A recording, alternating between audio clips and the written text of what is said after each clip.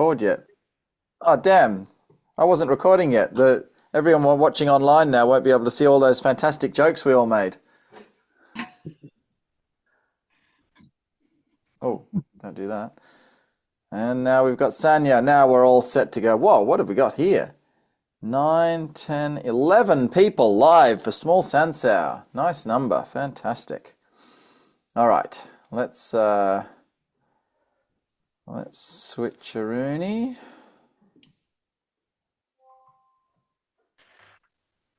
Looking good. Looking good, Fran. Okay. Yeah, see, that's what it was. See this thing? And then that goes away. I think when I looked to see if the bar wasn't there, that thing was there. And then obviously I was over there not looking at the screen so much.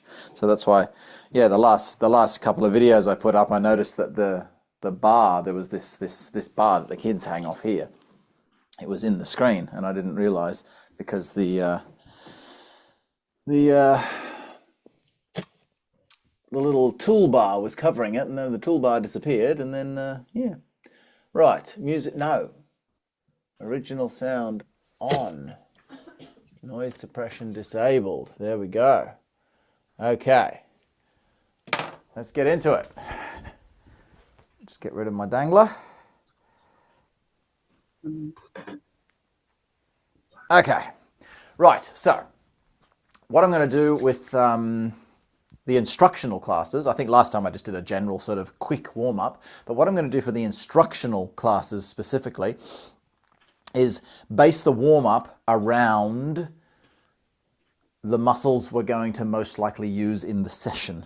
So today's session, it's a lot of these kind of things, internal and external rotation on the shoulders, these kind of things, and we'll probably get into the back fist. So these kind of actions. So again, lots and lots of shoulder movements, okay? The instructional Bagua one, since that's in the morning, we will also do some general warming up of the whole body, but since it's evening, most of you, you will have moved around a little bit, so I'm going to focus the warm-up on the bits that you're most likely to potentially strain during this class.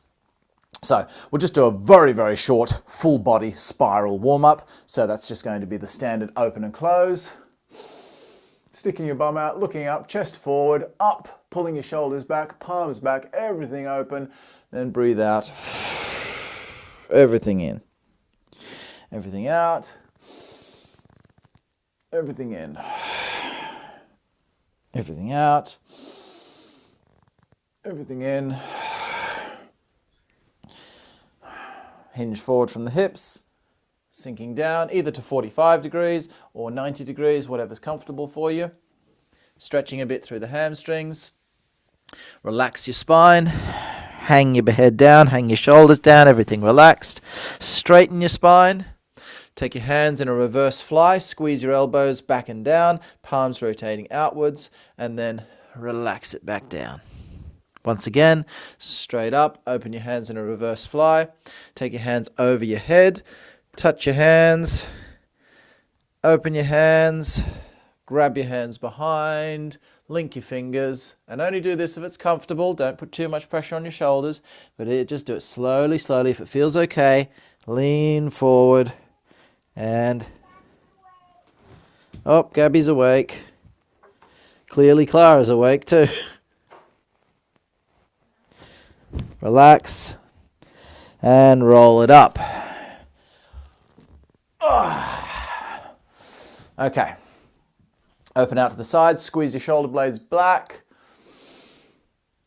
Up. Stand onto the balls of your feet, reach up, stretch, stretch, stretch, and down. Same again. Now the next round, squat down as low as you can, so push your weight back into your heels. Keep your feet parallel, shoulder width, sink. Maybe you only get to here. Leaning forward and then coming back up. Just go down to what's comfortable for you. Maybe you can go a little bit lower into a full squat.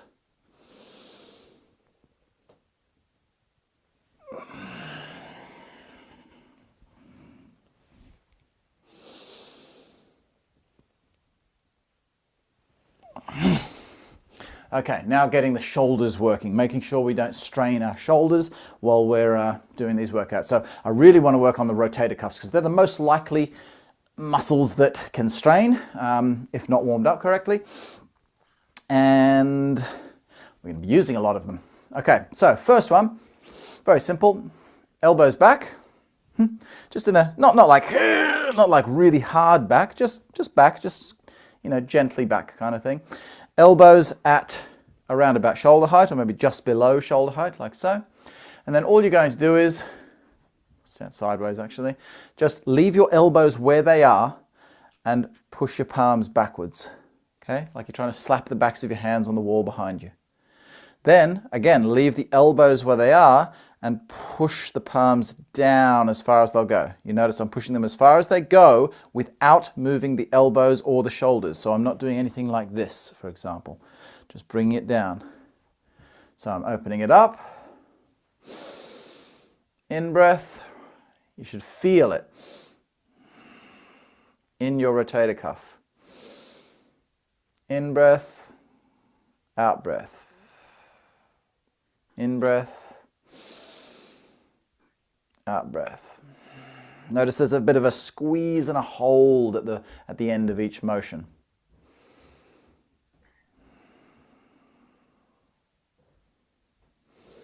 Making sure you keep your shoulders down as well. Don't let this happen. Don't let your shoulders raise up in the air. Okay, keep them down.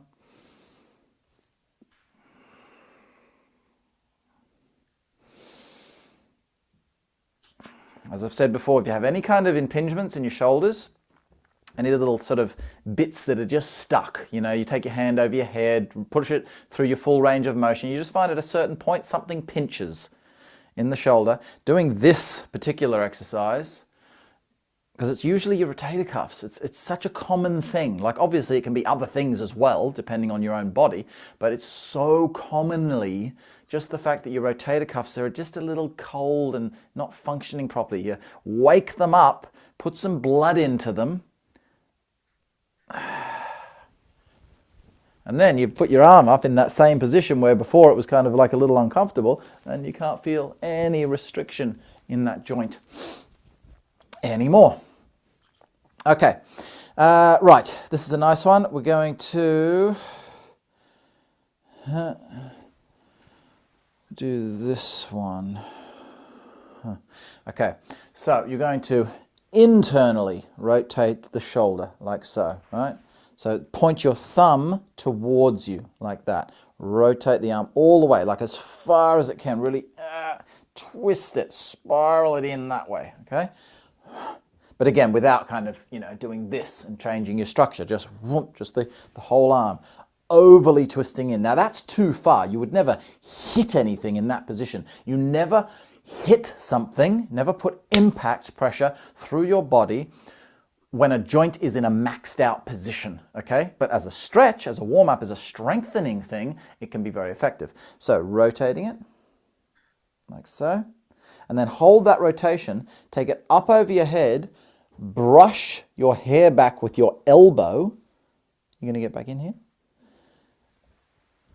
Over, and then you're going to bring the hand, the back of the palm back to the front like a back palm strike, but it's going to be externally rotated like that, you see? So it was this way, it's now this way. You're pulling your elbow in this way, thumb down, but that way down, you see? Like so. Okay, then take the other hand. Internally rotate that arm, right? So like the hinge block that we did this morning, but just really, really exaggerate it, really twist the arm as far around as you possibly can, and then hold that inward twist, brush your hair back with the inside of your elbow, so it's staying right over, like your bicep is brushing your ear kind of thing. Take it around behind your head. When you take your hand behind your head, it's not just to here, it's as far back. Try to get as far back as you possibly can before you release with an external rotation with the palm coming to the front. So all of these movements are based upon martial applications, boom, taking a hinge block, boom, maybe covering it there and boom, striking down with the back of your palm there. But of course, you're not going to be quite so twisted in a fighting sense. Okay, so again, hinge it in, slow, over the head, back, back, back, back, back, really stretching through the chest here, and then external rotation, like so. Then take the other side, internal rotation. Over, I'm stretching through here as well. Notice how I'm actually opening that side of my body. I'm compressing on the other side. Then when I come back into the strike, I'm back to compressing on that side whilst externally rotating that shoulder. Couple more, internal rotation, stretch that arm. Bring it back, and external rotation. Twist it over, twist, twist, twist. Same again.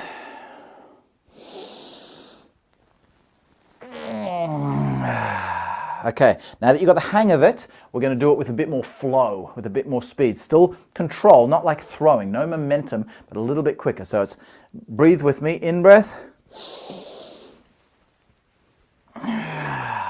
Other side.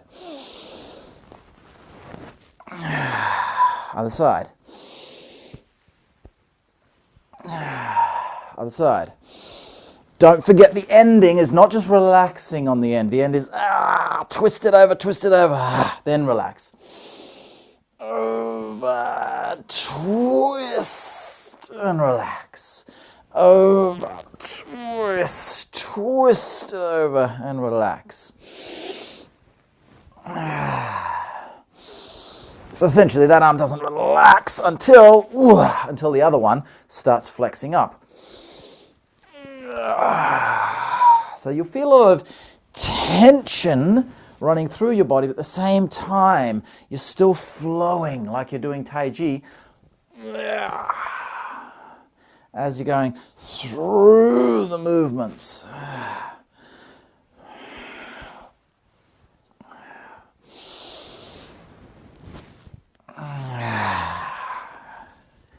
Okay, couple more. Put one hand in front of you like that. Okay, so left arm just up.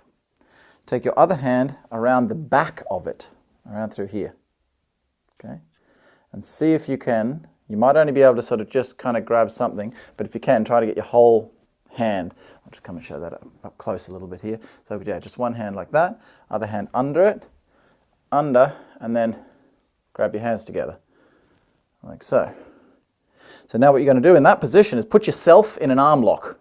Okay, so push your right palm down.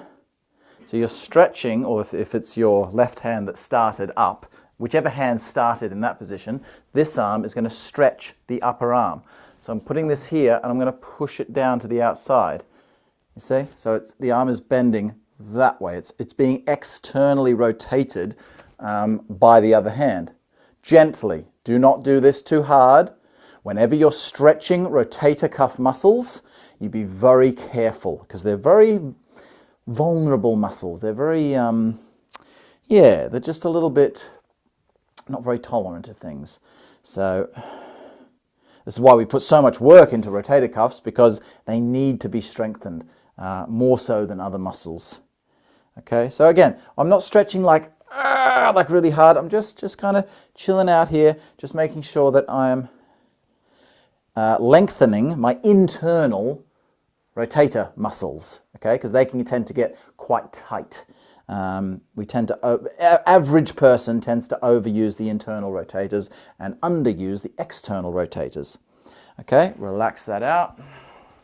Do the other side, so bring it up, bring the hand around, link your hands together, and then push your arm to the outside, like so. Got that? Yeah, that's good.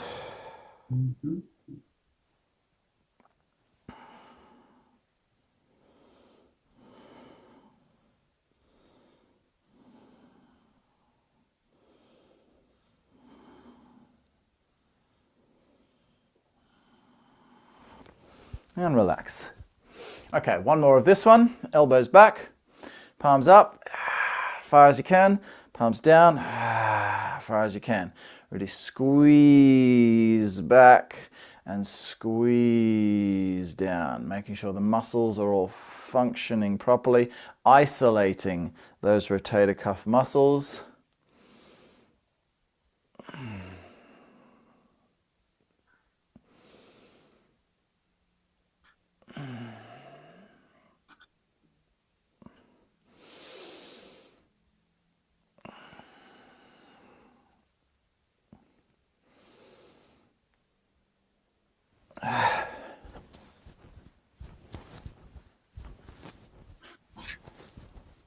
And then just a little bit of the whole shoulder, just the old windmill technique. Just come a bit forward so you don't hit the wall behind you. Don't worry if my legs are out of frame, you don't need to see them. Just bring your hands straight up the front, out to the rear, down to the side, slap yourself in the bum. Over, okay. Just that one. Reaching and stretching on the up. You see, I'm not just standing here kind of going like this, you know, really accentuate that movement.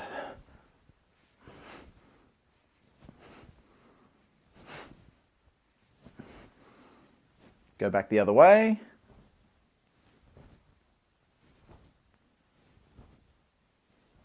Keeping your arms straight, just swinging it around.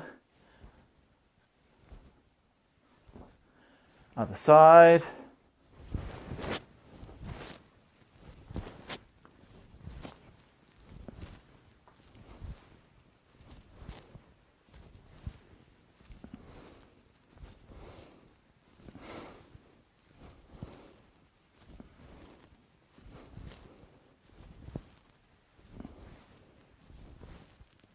Other way.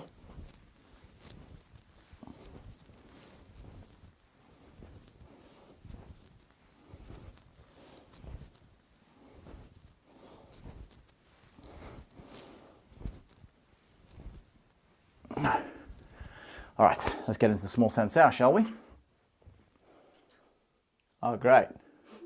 So you know how I've started using my phone to do the video instead of the MacBook, because it's got a much better camera on it, so it's much clearer, much brighter and all of that.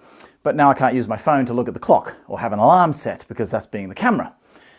So we have ordered a nice little clock to put in this room so that I can keep time of when I'm doing classes.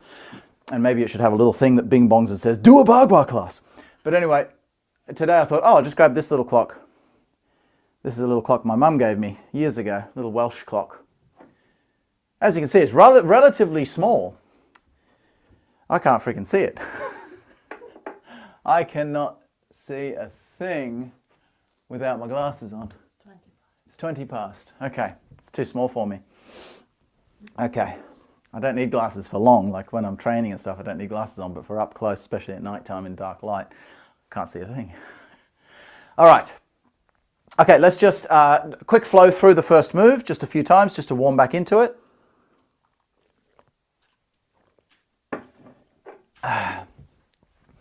Okay, ready, darling? Let's have a go.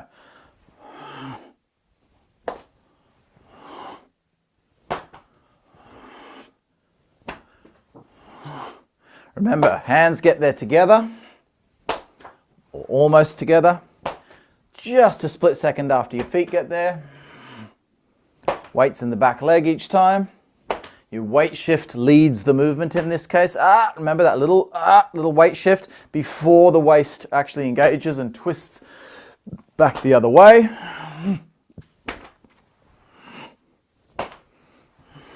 Direct connection from the center.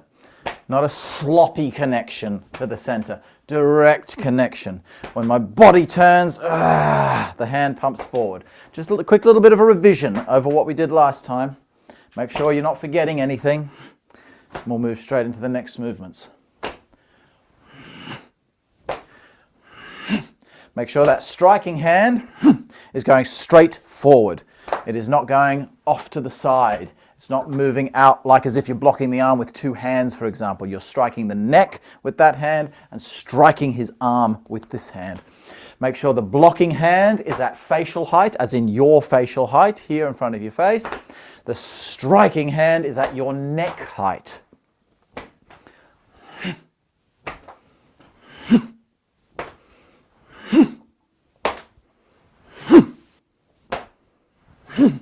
Something you got to learn here. Here's something, I don't think I mentioned this last time. When you drop your hands, your arms, like a rag doll. You're not lowering your hands, you're completely relaxing your body. I may have mentioned that, but what I didn't mention was, be careful. It's a common thing to maybe do the very first one kind of nice and structured, right? Nice and formed, right? Watch this. Then drop the hands, go all ragdollish. See, and then the strike mimics that ragdollish that I was doing down there. We do not want that. Okay, so we've got to learn to change our bodies, to transition between total relaxation, and then everything just kind of just contracts in so that the body is connected and not flopping around like a loose rag doll. In certain circumstances, we do use a rag doll approach, but not as a beginner thing. At least not when we're doing form like this. So, again, ragdoll, totally loose. Then as soon as you move into the next move, everything's taut, okay?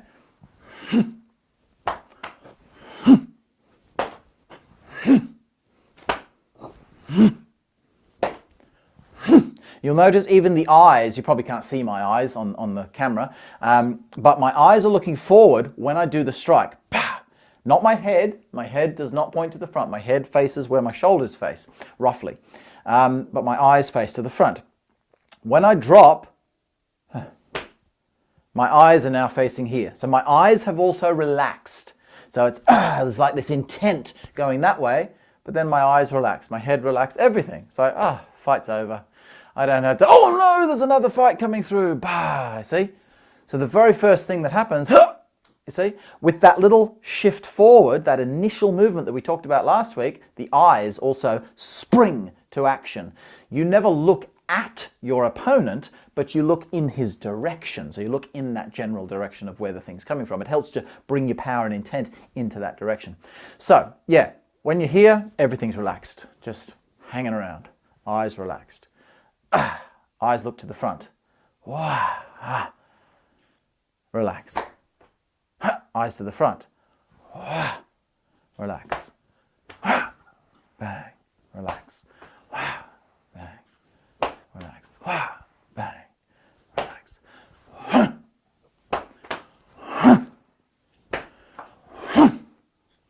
It's important to get this twist on the end of the movement. I went over this with Fran this morning, like so.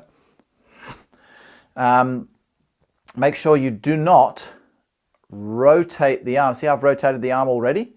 I've rotated the arm in, and then when it's coming actually into its strike, it's kind of, already there, right? The spiral isn't happening as I'm striking.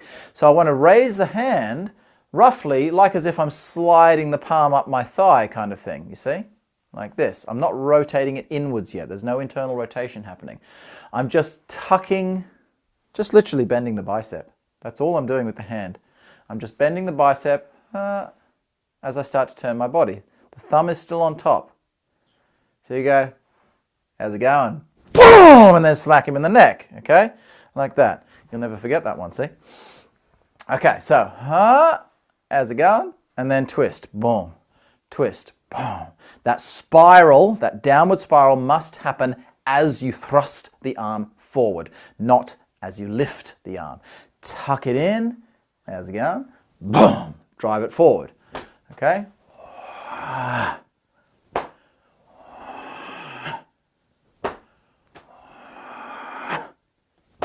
The other hand's doing the same thing. You see, it's lifting up like this. It's not lifting up like that. I'm not rotating my thumb down as I lift the arm. That feels awkward. I'm just lifting the arm up like this, you see? Much the same as in the slow form when we do this movement. Look, there's the arm lifting up like that. And then as it goes out, now in the slow form, it's not as pronounced, but it is still slightly internally rotated. But it's only very slight because it's a different application in the slow form. So don't try to do the slow form like we're doing small sensor. They are different applications, different movements. But it's still the same principle in that it is slightly here, just lifting up, you see? And now we're going to accentuate that movement and, you see? You get that downward rotation. So both your hands are rotating downward on the strike. It's just that one of them is pulling backwards as it's rotating down. The other one is pumping forwards as it's rotating down.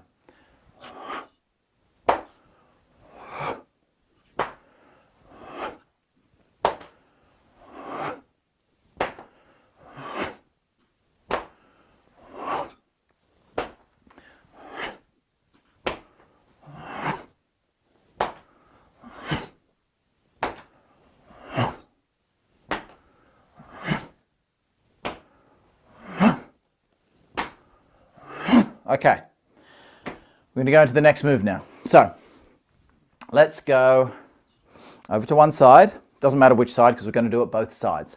So in fact, let's start from the beginning. We'll do one direction, bang, drop the hands. The second direction, bang, don't drop the hands. Keep the hands there. We're going to go directly into the next movement. I'll just flow through it a few times with you first, then look at some details. So drop your right hand down, swing it across your body, and strike on top with your left palm, like so. Fingers up, like that. Then relax your hands. They're not going to fall down quite as much. This is not going to be so abrupt as before because they're only falling halfway. Now, reverse direction. Whack, drop, whack, straight into the next move. Relax. Whack, drop, whack, down. Relax.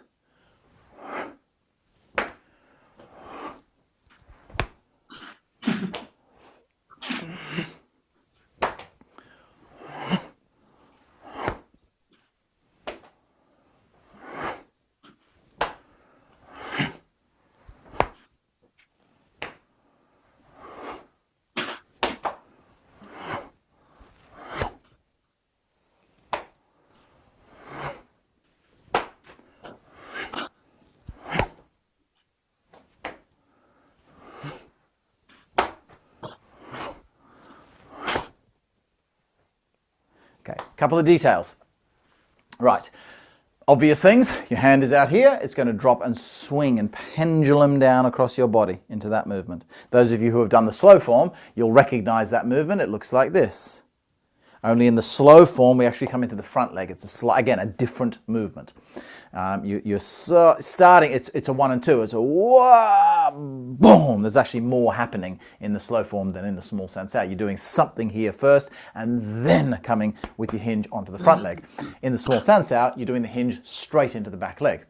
So, just literally do like we've just been doing. Drop your arm, but swivel your body as you do it. And your arm will just pivot, pendulum rather, not pivot, down past your body like that. So that's your direction. That's your direction, okay? Other hand, that's where we want the arm traveling, okay? Do not make this mistake right from the start. Be careful. Do not do this, you see? Diving the arm at an angle, okay? Sometimes people try to do it like that because they misunderstand the concept of the small sensao. And they're trying to make it more martial. They're trying to make the movement function better from a fighting point of view. That's not what the small sensao is. You can take the movements of the small sensao, you can make them smaller and more practical for a realistic fighting situation, but you cannot take this movement and go from this posture into this posture and try to make it smaller. You're going to ruin the movement. The way to do this technique smaller is to not be standing in this position to begin with. You'd be standing already somewhere here, boom, there's the smaller version of the technique, you see. The reason we're doing it from way up here is to get this feeling of centering the body, boom, to feel we're exaggerating that technique. You would never ever use this technique from up in this position. It's a ridiculous movement from a fighting point of view. But when you teach beginners from here, they just kind of, well, what do I do here? I don't know, they don't get the directions right, the power right, the structure right. So we're exaggerating. Feeling that arm, pendulum down across the body, swinging it. The hand is yang. You see, yang hand as it's coming down. And of course, then it's changing to a yin hand as it does the hinge, as it does the strike with the back of the forearm. And the top hand strikes down on top, like so, with a yang hand. Okay?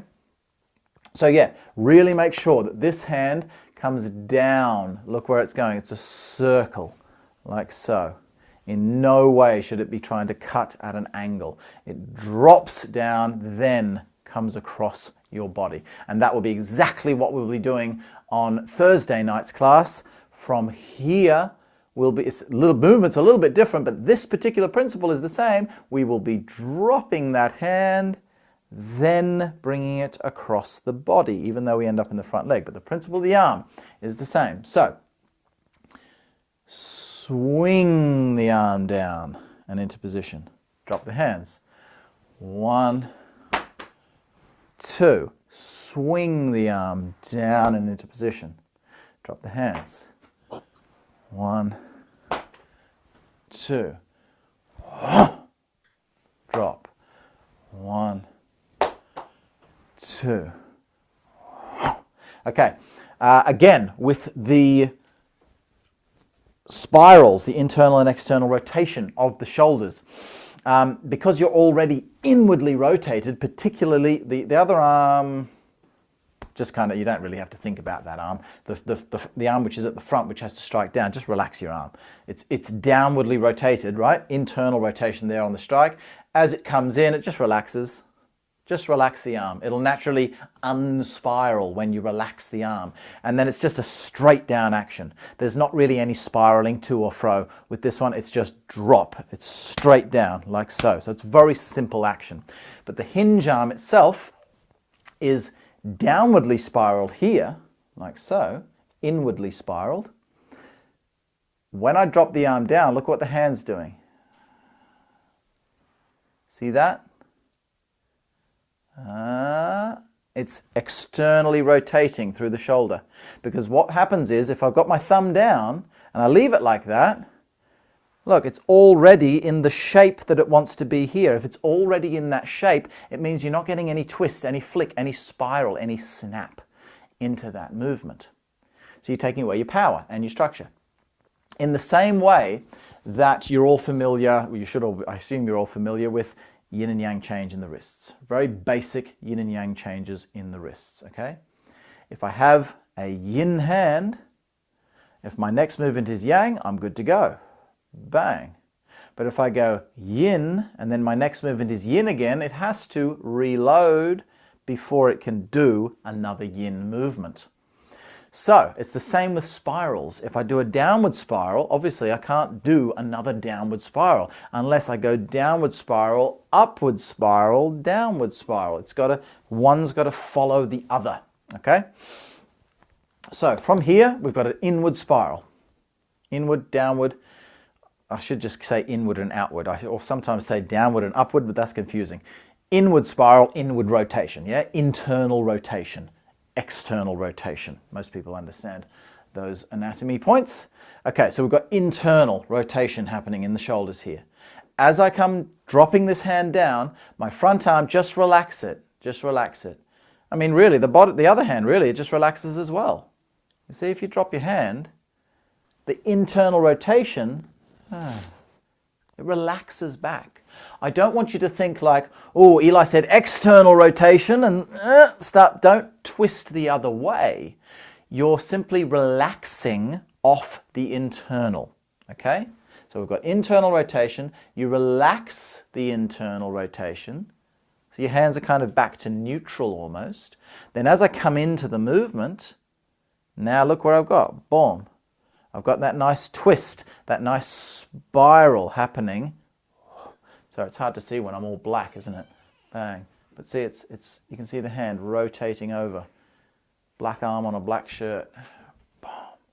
So it comes down like so, almost as if you're going to slap something with that hand. If I were to continue, the hand would go this way, you see. If I didn't do the full movement, it would go that way. So it kind of comes down, only to there, and then it's going to roll over. Boom! That's where the hinge action comes into play. Okay? I need Fran to tell me what time it is. I think it's 22. Okay. Bang. Right, so let's try that now. Feel that bump with that relaxing of the arms, and then internally rotate that bottom arm. Boom. The top arm is just neutral, really. It's not external or internal, it's just neutral. Fingers straight up. Bang. When you hit your arms together, yes, both arms hit together. So one is hitting the other is hitting the other. They're both hitting each other. But the primary intent is your lower arm, your hinge, hitting your top hand. Most people think, oh, this is the yang hand, it's coming down, and it's like, this is where the force is. No, absolutely not. The force, if I, look, boom, you see? Boom. This is the tree, whack, and I'm hitting it, okay? Hit your palm with your forearm. That's the right intent. Because it's that hinge arm, boom, that's where the power is in the block. That's the action of the block. This one here just traps her arm to stop it sliding up and hitting you in the face, okay? So, let's go again. Okay, relax. Other side. When you hit your arms together, see how you sort of hit and roll, okay? Don't go like something like that. See how I kind of hit and almost bounced back sort of thing? Don't bounce back. Don't bounce back this way. Don't separate, like bounce off the hands. You connect the hands, boom, they stay connected and they continue through. So you hit your arm. A lot of you will have heard this already. I think I've mentioned this when we've done our general training classes, just as a general tip. But learning it from scratch here is very, very important to make sure that where you contact, the hands will contact roughly on that corner point. When your feet get there, when the center gets there, that's where they touch. But then they just kind of go, it's not much. There's just a little bit of follow through past the point where your hands meet. So your hands meet here, but they stay together till here. You see? Like that, you see? There's a little bit of follow through. Because what that's doing is when you hit your hands together, that's the moment you're impacting the other person's arm. So she's throwing this punch here, boom. See, that's where we're connecting to her arm. As I say, this is the main attack here. This is stopping it from sliding up into my own face because I am on the open side. If I was on the closed side, I wouldn't have to worry about that, okay? Hence how it's done in the Yang Lu Chan's form.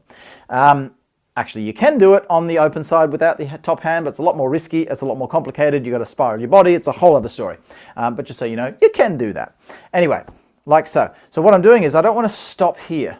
If she throws that punch, and I stop here, it's like I'm bigger than her, so I can do it, but I feel that force coming straight through my center, okay? When she throws that punch, see what happened to her? She didn't put any power in that punch at all, but you saw what happened to her body there. It made contact, and just a little bit, just because of my continued motion, just a ½ inch, her body went a little bit that way. So her power is being dispersed around me. Of course, you don't want to do it so much that you're giving her your back, of course. She's going to punch me in the kidneys now, you see? So we don't want to turn so much. It's such a subtle thing, but see, it's just there. And then coming back through with whatever's next. It's the same concept as the first move. Boom. We already talked about that last week, dragging back, but not so far that you leave your head open. But it is a backward directive movement, not this out to the corner. It's see, wow, like as if I'm doing that spiral move from our warm-up, and keep going down into our sitting position. So you're sending the energy behind you. Let's have another roll through that.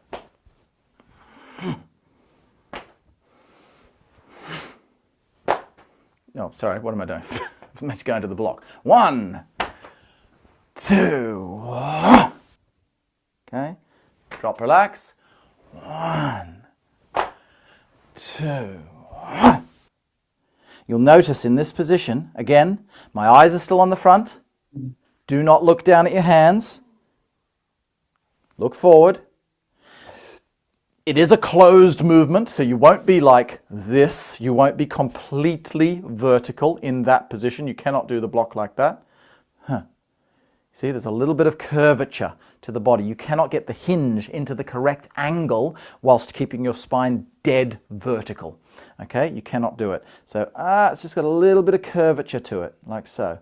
You'll learn to feel that a lot more once you pair it up. There are certain things in the small sensao you can't learn in the solo. I can teach you a hell of a lot of stuff doing the solo so that when you get with a partner, you're sort of halfway there, but you have to have someone throw a punch at you to properly understand the techniques, like any martial art techniques, obviously. Yeah, so you see, in order to get this elbow, the intent, that's why it's called a hinge block. Here's the hinge here, right? Here and here, rather, the wrist and the shoulder, and there's the door. The elbow is the door, and here's the hinge joints, okay? So it's the elbow, not this much, of course, but just exaggerating the principle. That's the action. There's the strike with the back of the arm. You're not hitting with the elbow, by the way, you're hitting with the forearm, but it's still very close to the elbow, so if you just think flick the elbow over, you get the right idea. So, yeah, it's wah, boom. See that? That's where that spiral comes in, and see how it projects this portion of the arm. It concentrates your energy into this portion of your arm. It makes him feel like he's hitting a tree trunk that also spins a little bit and sends him out to the rear. It's a very powerful defensive movement, especially for smaller people if there's a big, heavy arm coming in at you. Okay, relax. 1, 2, 3. Eyes on the front. Again, because there's that slight forward compression, the whole body is slightly forwardly compressed, which means the head will be slightly forwardly compressed. But does not mean I'm doing this. This is different. I'm now looking down, I'm looking at my hands, my head is tilted down. No, totally different. It's like being here, looking forward. That's a good fighting stance compared to here. Now I can't even see the camera. Now I feel like I'm going to get punched in the head. Okay, now I feel totally protected because my vision is forward. Okay, try it again. Sorry.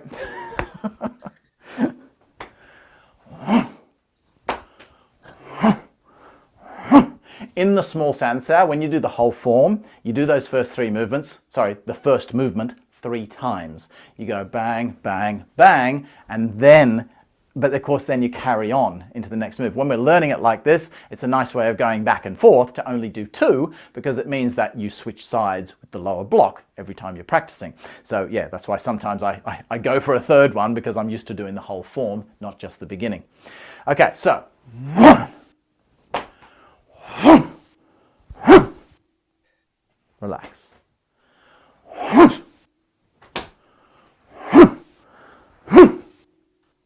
Relax. Hitting your arm.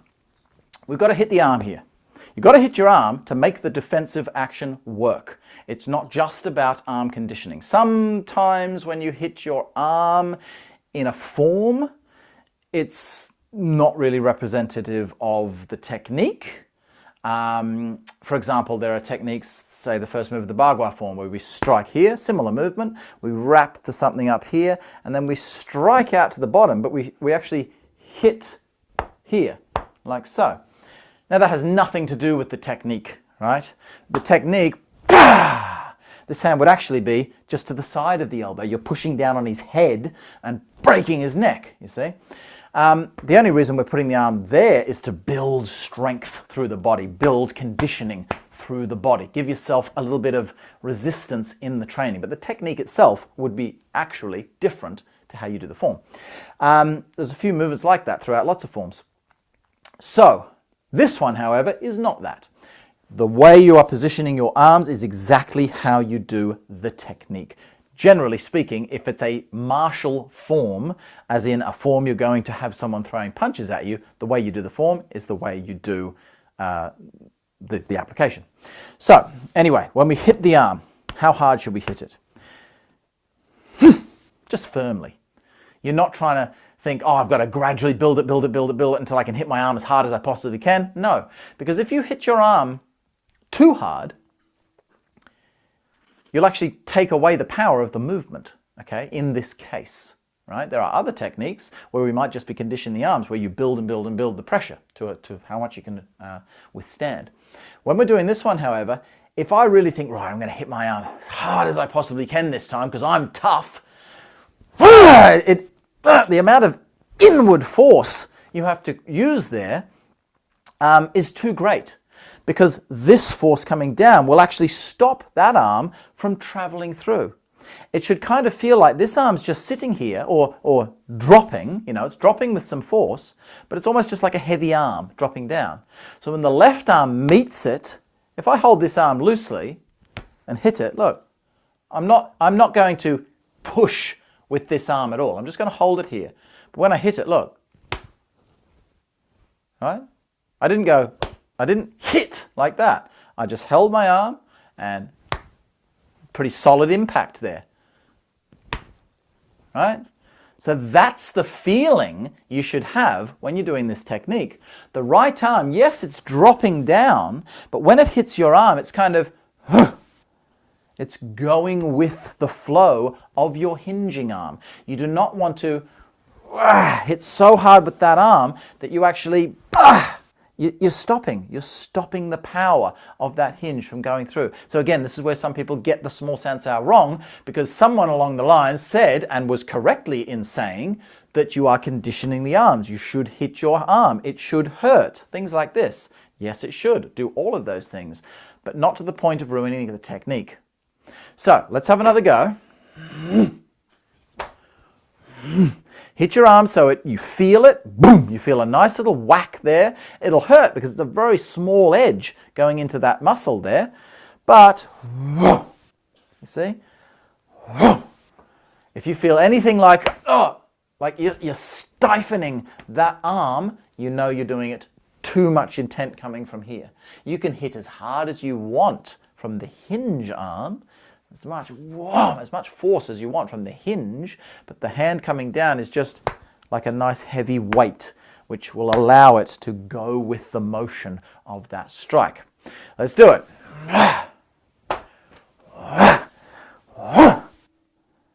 Okay, relax. See the, as I say, you know, on Zoom quality call, you might not be able to tell that, but see, I can always see the camera.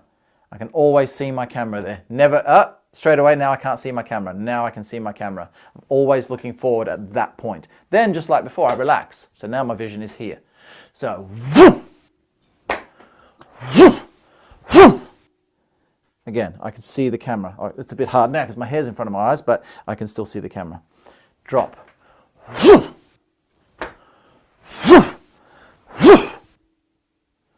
Relax.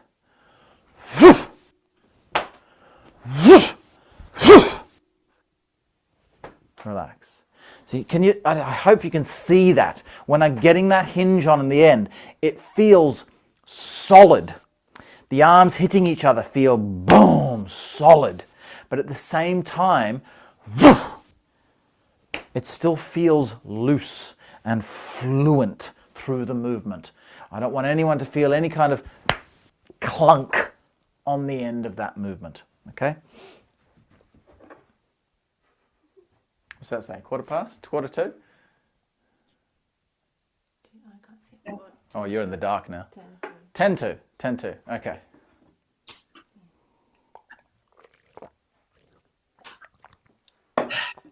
Don't worry, my new clock is 6 inches. 6 inches is good enough for anyone. Okay.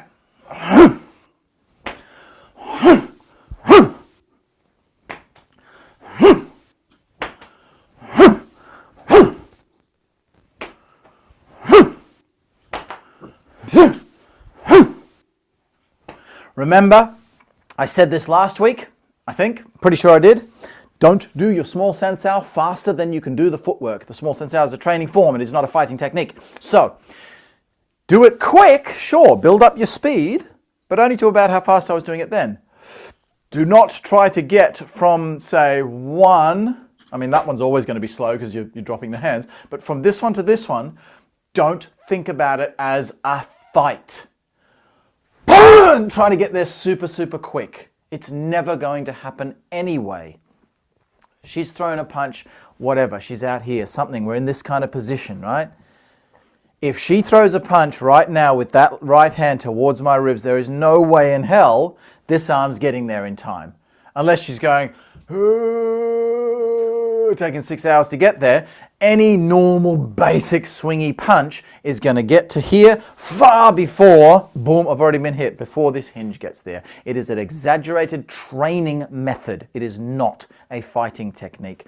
You would either be already down here when she throws that, maybe, whoa, that's where I would catch that block like so, or another variation of that type of technique, maybe you did start here. This is not how we're doing it in the basic small sensor, but maybe you were here, maybe I stopped that arm, maybe I struck her in the neck, maybe then I went, what? You see? Slammed her with my shoulder straight across the temple, twisting her arm in like that. Boom! There's a nice little strike there. Ripping her shoulder out, striking her across the head. I could jam my fingers in your eyes. Then she throws a punch. Boom! See, now I'm in perfect position to do a small movement.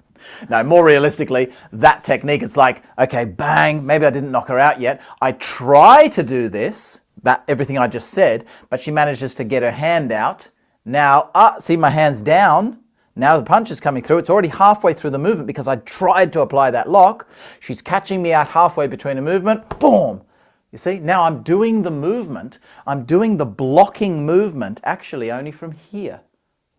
That's where the technique is used from. That is a very close range, small block when done in an actual fight. Okay, try it again.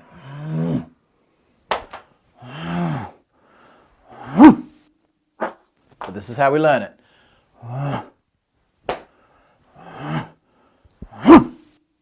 Slow and steady. Still powerful, but slow and strong through the movements.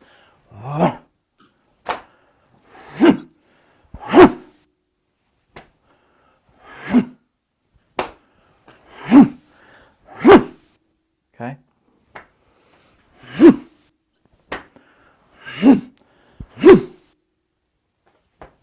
Couple of things just to finish off with. Some people ask me the question, aren't you training bad habits?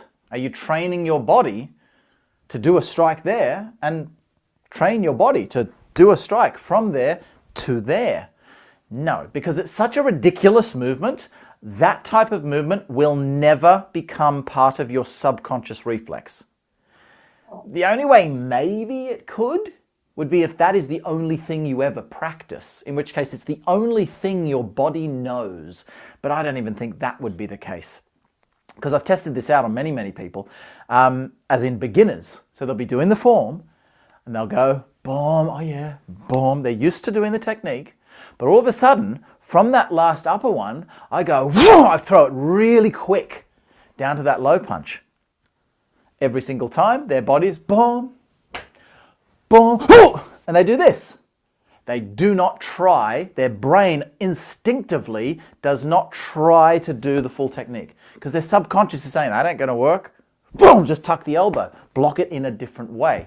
So even if that's all they do not try. The body knows, the subconscious knows that this is too big. It will not work in a fight. So practicing that move as that exaggerated, ridiculous technique will never accidentally happen in a real fight. I have never, I've been doing small sansao for, 25 years or something now, and never once has my body accidentally come from an upper position and tried to do a technique like that against someone throwing a punch. It's never happened. However, it has happened that if my hand happens to be already down, which is the only time you would ever use this block, by the way, even if my hands were here, I still have to drop my hand first in order to do this block. That's still 1-2. You cannot use a 1-2 in any defensive action. It has to be a 1. Therefore, this block can only be used from this stance. Or maybe I've done something, you know, maybe I blocked something there, maybe I twisted a wrist. Something to drop this hand, whatever the technique, but something to drop that hand down so that the block is happening just from there. That's where the block happens from. Yeah, so don't worry about that. Now, what did we cover tonight? We covered so much stuff tonight. I hope you're feeling like you got a lot of information there. But how many moves did we cover? 1. That's your technique. That's because we'd already done this one in great detail. We did a bit more revision on that. All we did was that one technique from one position, not even variations on the technique. We did one technique. But that's how you got to learn anything. That's how you got to learn this stuff. So if anyone's out there thinking, oh, gee, we only did one technique tonight. Come on, show us the next move. You're probably never going to get it if you have that attitude. All the people, the thousands of people literally I've taught throughout my teaching career, the people with that attitude never get it. With the small exception of those people who have that attitude and then change their attitude. But if they maintain that attitude of, come on, give us some more, what's the next move, what's the next move? They never fully understand the technique. I just did an entire hour private class with Fran. That's 1-to-1. My eyes on her the entire time, one-on-one, right? I think that was, no, what did we do? Just that? No, we did just do the second back fist. We just did only the first back fist though. That was a whole session on one-on-one. And keep in mind, Fran's done the small sansao for many years prior, but she just wants to really properly learn it now. She's done it a lot at different workshops when she's traveled with me and come to camps and so on. So she's already got a foundation. She's not a beginner. So all we did was what we've done today, this blocking action, and we did just the first back fist. And then we resat, did it on the other side and did the first back fist. So we did one extra move, but that's in a 1-to-1 setting. You can learn a lot more in a 1-to-1 setting. Yeah, so just a little bit of information there on how to best learn this stuff. That's probably how we're going to do each session. Next week, we'll probably only get the back fist in. Maybe since it's very similar to the next back fist, we might get the first 2 back fists in. And then can you imagine how slowly we'd be learning it if you were also doing the partner? Because now we've got to do a whole extra session where you practice those moves with your partner. But that's going to make you good at the techniques, not trying to learn the whole form in 3 days. All right? So we'll leave it there for now, I think. It's almost time, isn't it?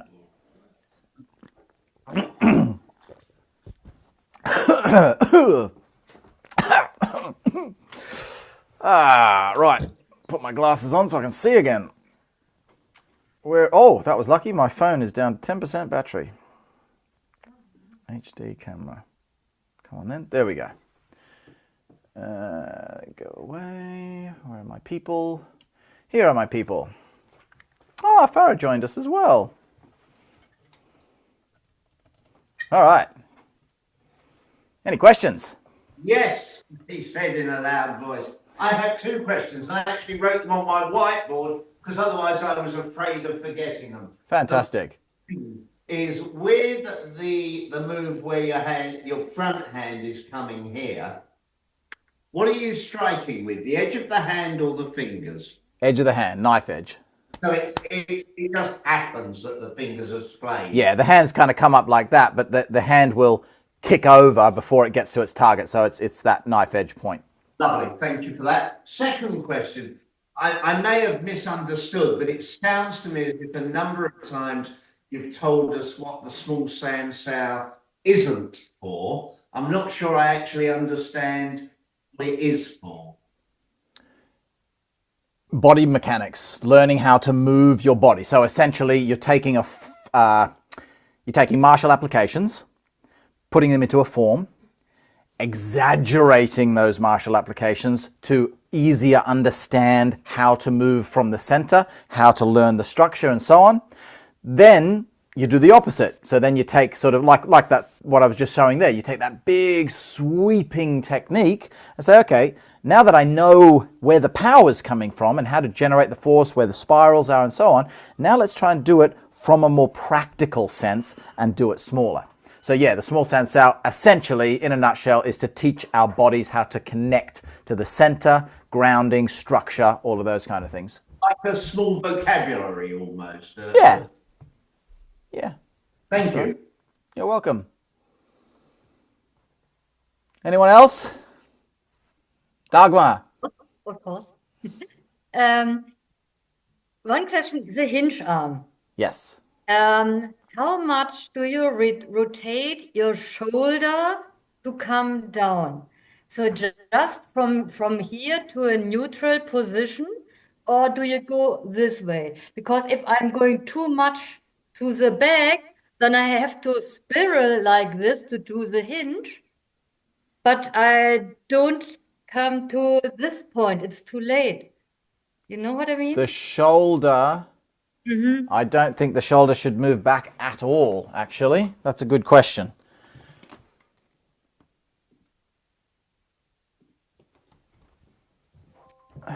Still got a bit of battery left in the phone. Okay, so, oh, hang on. Just let me put myself back on the big screens for those following afterwards. No, don't do that. Ugh, there we go. Okay, so question was, I think what I took from that was, so your hand's here, your question was, how far should you do this? Yeah, to rotate this arm here. Yeah, so there shouldn't be any pulling the shoulder backwards, like so. So obviously from this position, the fingertips are on the center line. As I come down, let's say, oh no, I shouldn't say none. Okay, so the fingers are on my center line. As my body turns, I would say as a rough guide, my arm would never open more than about, let's say 45 degrees. So if here's my center to the front, here's my arm to the front. When I'm in the blocking position, my hand's here. So it's pretty centered, right? When I'm in this position, it's kind of there. So roughly 45 degrees. I shouldn't be feeling like this. Now I feel like my shoulder's disconnected. See, it's too far back. I should feel like this arm is dropping down. It's just a very gentle opening and closing, but nowhere near sort of maximum rotation on that arm. So you see, as I'm coming down, it's still all very connected and closed here, not opening. And same goes with the rotation of the shoulder. So we've got this movement of the shoulder, the opening and closing that way, but then we've also got the internal and external rotation. So just like I was saying in the class, you've got an internal rotation with the thumb down. When I drop the hand, it's only going to neutral. I'm not actually externally rotating the shoulder. I'm internally rotated, I'm neutral, and then I'm internally rotated again on the end of the movement. Don't go like this, then you're going to hurt your shoulder by doing that. So it's, yeah, just back to neutral, essentially. Okay, thanks. You're welcome. Wait, camera. I wonder if I can get like there must be a hotkey or something I can set up, so I just hit a button and it switches the camera, because I've got to go click here, and then bring it back. All right, anyone else?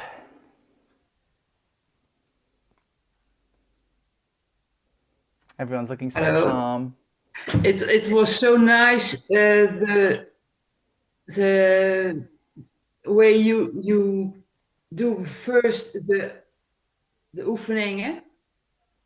The first when we get before we get Sansao, the training for your body is so nice that I understand that there are a lot of spirals in the Sansao.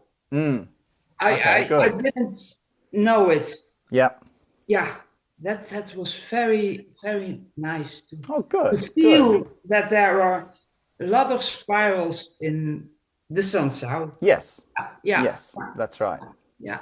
Yeah, a lot of the time people, and I've done it myself in the past, where spirals were often considered an advanced thing. Spirals, spiral form, silk reeling, all of that stuff. And they can be subtle spirals that are extremely subtle. They're much more advanced, because beginners can never understand really subtle things when they're first starting out. They can only understand things they can see, things they can physically see in front of them and feel. But the spirals in the small Sansao, at least at this level, they're very obvious. And if you don't put the spirals in, Well, I mean, you can't do the first movement without a spiral. Boom, just turn your hand over. There's a spiral. The problem is, in the past, we've always just said, just swing your arm down across the body. Now, some people, as soon as you say, just swing your arm down, they just relax. So the spiral unwinds naturally, but then other people don't. There's a lot of people out there when you tell them to go into a spiral and they stay in the spiral, like I told you not to do.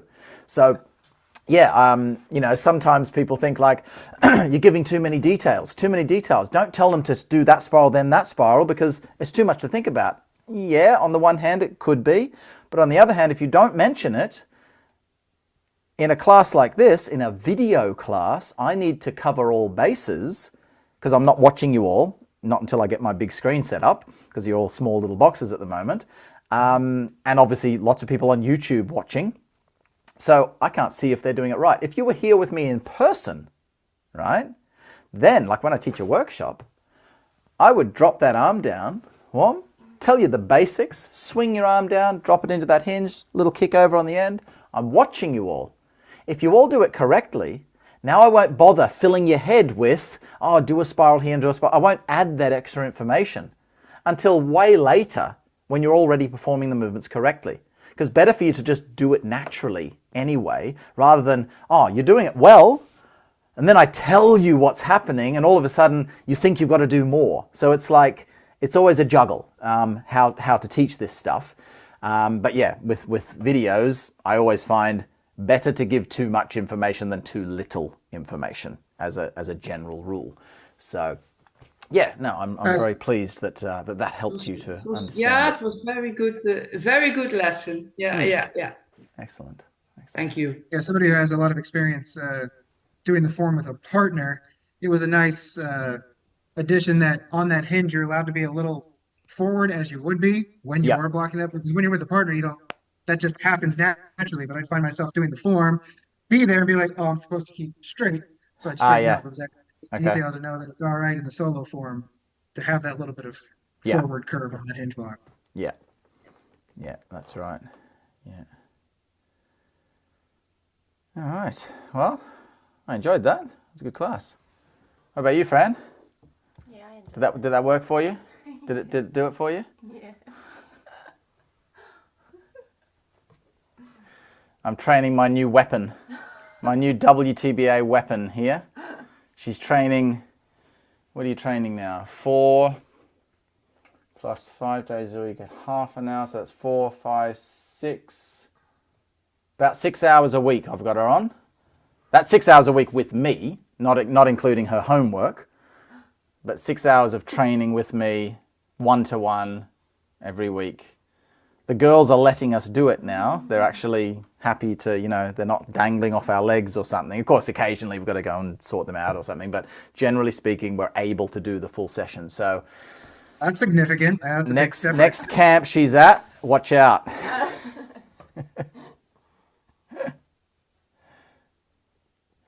All right, guys, nice. I've really enjoyed that. So tomorrow morning, what's tomorrow? Wednesday, normal general class tomorrow morning. 6 a.m. and then 6 a.m., 12 p.m. and 6 p.m. all general training. I don't know what we'll do. I'll maybe have a chat to you at the beginning of the class. We'll see what we want to practice and things like that, but just general training, so no specific form or anything. Yeah. And remember, no class Thursday morning. I'll just keep reminding people of that just in case they forget or don't check the emails. There's no classes Thursday morning. I have to go pick up my mummy from Heathrow Airport. She's coming back from Australia. So, thank you all for joining. Have a great day, evening, morning from Australia. And see you soon. Bye. Bye-bye. Bye. Thanks, Eli. Very much. See ya.